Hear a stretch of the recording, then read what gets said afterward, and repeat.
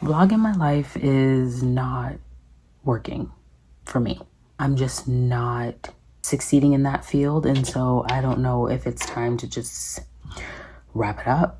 I find that when you post, if you're not getting any views, it does mess with like your motivation to want to post. And recently I posted a video about getting a tubal ligation, and I thought that that video was going to take off the same way the Why I Don't Want Children video did, and it just didn't. And so I was kind of like really disappointed about that. And so I just felt like that was probably going to be like one of my last videos, because it just kind of felt like a waste of time. So I'm just gonna like plug in my phone because I'm vlogging off my phone. Oh, and I also have this little bodysuit on that I had tucked in. For some reason, I don't like connecting the bottom of a bodysuit. Is just too much to do when you're out and about. If I'm just like going somewhere real quick, I'll connect it, but whatever. And then I've got like this little yellow string that I fed through my jeans, like through the inside. And I have a video on how I did that, and guess what? Nobody watched it, so I won't be showing that either. So I just wanted to do like an update video. I've done a couple of these before and nobody watches them because it's like, update on who? Who are you? I have been in Savannah for 2 years now. So August will make 2 years that I moved back from Washington. I've been living at home with family, and I have been like really stressed out. So for the first year of my relocation, I decided that I wasn't going to date or do anything. I was just going to focus on work, and that was going to be the end of it. I wasn't going to go out. I wasn't going to do anything. I wasn't going to try to meet anybody. That was just the goal. So while I was there, a lot of people that I knew from my past, they would message me and I would just ignore them. I decided in the last couple of months that I was going to start seeing people again, because I don't like being single, and two, I kind of was feeling like I was like losing myself. Like I just kind of felt like really down and depressed. Like I felt like I wasn't doing anything but working.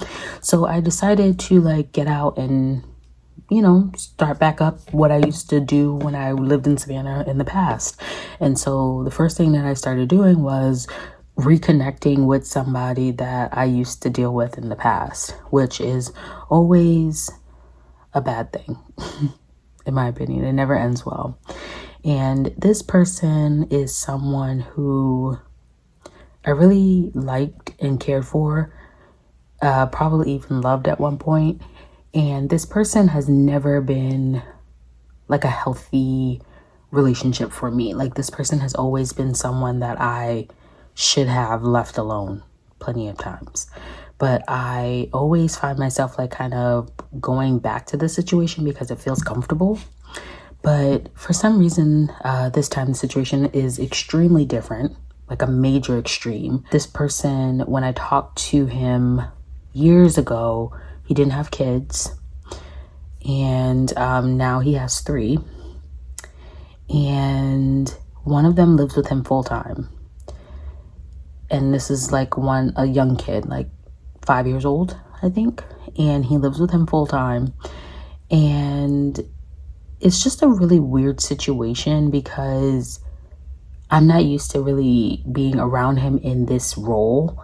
And so just kind of like watching him parent and watching, you know, how he's taking care of himself and how he's taking care of his household is just concerning. And so I have been like going over there and like hanging out with him. You know, after my shift ends at 1 o'clock in the morning or 4 o'clock in the morning, I would go over there for, you know, just stuff. Yeah, his son would always be there. His son is always awake in the middle of the night, which is concerning.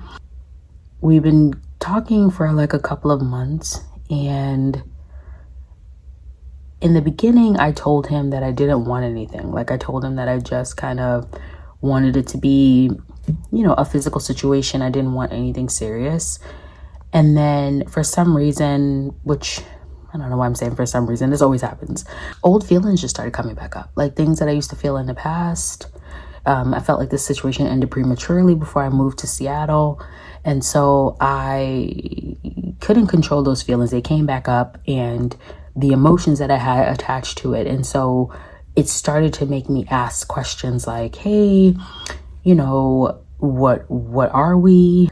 You know, are you interested in like something more? Are you interested in maybe relocating? And he's the type of person that gets irritated when you ask too many questions. Like he'll have casual conversation with you. So like if you're talking about like a TV show or something funny or like something you did, you know, like if I did something after work or before work, what did I eat? You know, just like very surface level conversation, he's fine with that. But when you start to ask like serious things like what are we? Are we, you know, considered a relationship? Like recently I asked him, are we continuing from where we left off or is this a new situation? And that question really, really, really ticked him off. And he's not abusive, but he is emotionally unavailable for people. Like it's just weird. Like I watch him sometimes with his kid and he's very loving and attentive to him for the most part. And I'm just like, I've never really gotten that love. And I guess I will never get that because I'm not his child. He's capable of doing it, but he's choosing not to. And it always brings me back in my head. It's like, I don't think I'm the person that he likes or wants to be with full time, but he's just like kind of like he uses me, I guess, because he's bored. Even though you know I'm not the person that you want, you still for some reason keep on allowing this situation to happen. And instead of just saying, hey, I don't like you, you just kind of just go along with it. And he's the type of person in the past when I was younger, when I used to talk to him in my early 20s, he used to say things like, oh yeah, we're together, but we just don't have the label. He would always say that to me. He'd always be like, why are you asking about us being together? Yes, we're together. We just don't have a label. And so that was always like really stressful for me when I would hear that as a younger person. But for some reason, I would just like kind of just stay with him.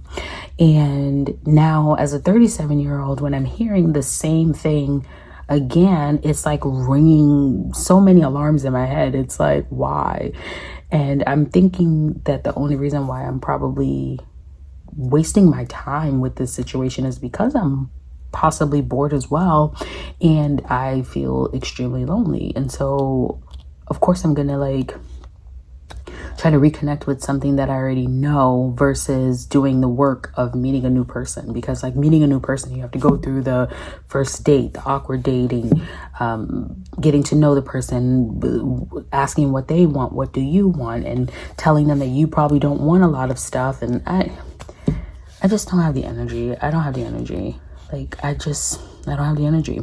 During this situation, also reconnected with another person that I used to talk to in my past.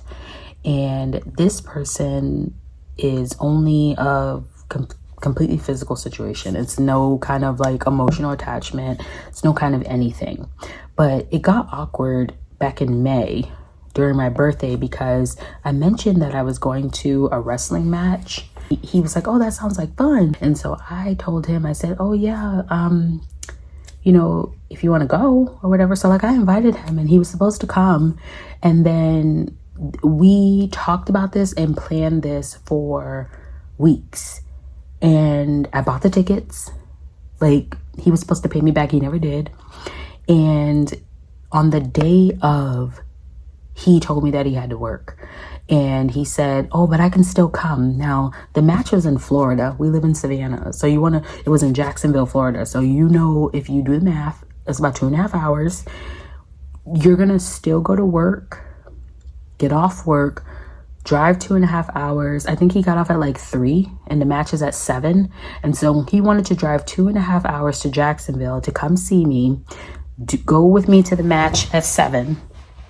And then drive back to Savannah to go back to work in the morning. I said, I'm not going to make you do that. That sounds freaking insane. I'm not going to make you do that. I would not want somebody to make me do that. And I'm not going to make you do that. And so he kind of was like, are you sure?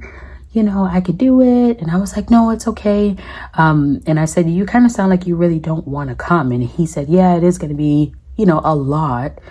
And when he kind of made it seem like it was going to be a lot and I could hear it in his voice, I was just kind of like, don't even worry about it. So then it was kind of a situation where the script got flipped on me and it made it seem like I told him not to come when he knew that he really didn't want to come. So it's a whole big bullshit. And then recently, like super recently, there's this guy that I used to talk to before both of these guys, like way back in the day, back when I was married at 19. There was this guy that I used to deal with on and off, and he is somebody who, he now has kids. He didn't have kids back when I talked to him. He now has got young children that are the same age as my nephew. And so his kids play sports. And so every time I go to an event, there's like a baby spider. Like, I don't want to bother it because it's not really doing anything to me.